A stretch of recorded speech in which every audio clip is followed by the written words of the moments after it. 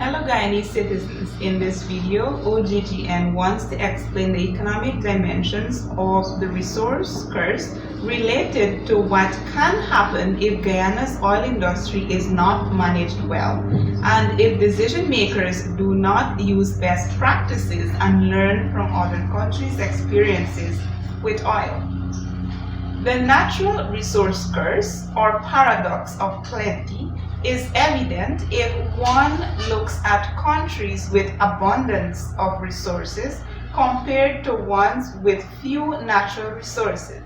It is puzzling why countries such as Taiwan and Singapore with few natural resources have citizens who are, on average, significantly much more educated, wealthier, and healthier than those countries with significant amount of natural resources such as Equatorial Guinea and Venezuela.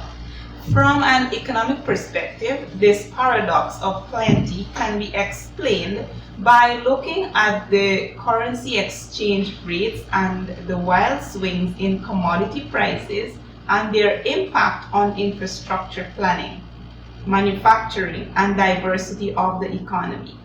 In Guyana, as of April 2021, there is an estimated 9 billion barrels of oil reserves. Using the current market price of $62, that would mean the value of the oil is $558 billion, about 734,000 for each person in Guyana's population of 760 people. The government of Guyana is in partnership with foreign oil companies.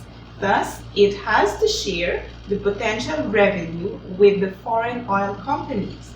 Even with a share that is comparatively worse than most oil countries in the world, it will still be a significant amount of money for Guyana. It can use this money to improve the lives of its citizens by undertaking initiatives such as building hospitals, constructing bridges and roads, improving education and water supply.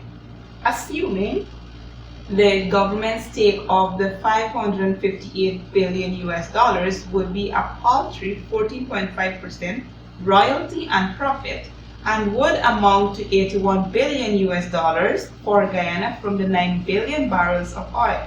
That amount is about 40 times the amount of money that government uses to run Guyana every year. Hence, the government can use the newfound wealth to rebuild the seawalls to prevent Georgetown and other areas from flooding.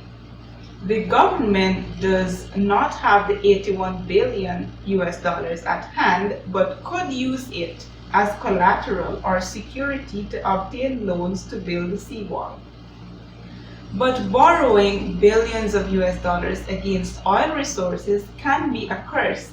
The reason why is that oil prices have fluctuated widely over the decades, which makes predictions of revenues uncertain.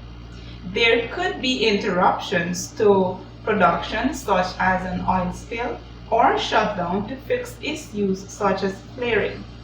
Factors like these can lead to significant loss in income from oil, which may cause a country to miss loan payments. During the oil boom-bust cycle of 1970s and 1980s, countries such as Mexico and Nigeria fell in debt crisis because they borrowed against anticipated oil revenues that didn't materialize. When a country such as Guyana starts to export large quantities of oil that other countries need, there is demand from foreigners for Guyana dollars to purchase the oil. This would drive up the exchange rate of Guyana, which means it would be cheaper to import goods needed such as vaccines and laptops.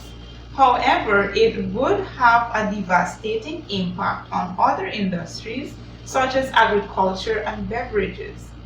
Guyana exports commodities such as rice and sugar and competes in a global market to sell these goods. Exchange rates go up, then exports such as rice and sugar would not easily find buyers on the world market because Guyana's production would be more expensive compared to Jamaica rice and Indian sugar. As a result, the Guyana rice industries may have to lay off large numbers of people. But while immediate layoffs would be painful for those affected, there is a more alarming issue for the entire country. Now Guyana may be dependent on countries such as Jamaica and India for its sugars and rice to feed its citizens, a food dependency that did not exist before. But this dependency on food would be Guyana's only issue. The resource curse predicts other serious dependencies. Let's take an example of a fictional civil engineer who works at government ministry in Georgetown. He also has a part-time research job teaching at university campus in Georgetown. He earns enough income to support his family, but because of the higher pay in the oil industry, he decides to work for an oil company analyzing oil well data to determine which wells may contain light sweet crude.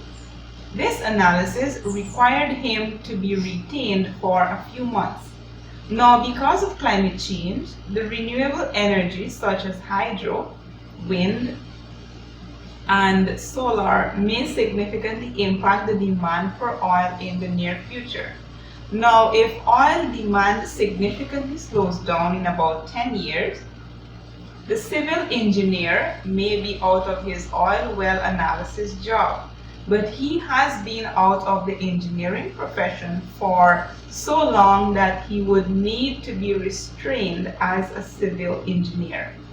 If we apply this scenario to other professions such as a mathematics teacher and car mechanics, then Guyana would be a country at lost key knowledge base in key areas that made it self-sufficient. Consequently, when the demand for oil has a significant drop in the future, we would not be self-sufficient as we currently are because the resource curse disrupted our knowledge development and transfer of skills in key industries and sectors. Unlike other resource-rich countries that face the curse to their economy because of the pull of the new oil wealth, there is another potentially more devastating impact, a major oil spill that could bankrupt Guyana. Guyana needs to study the impacts of resource curse has on other countries and ensure those mistakes are not repeated. Otherwise, citizens yet to be born may wish that the oil was left in the ground. Ongoing civic engagement and advocacy is crucial in ensuring there is high transparency and accountability in government as oil and gas continue to develop a major economic force in Guyana.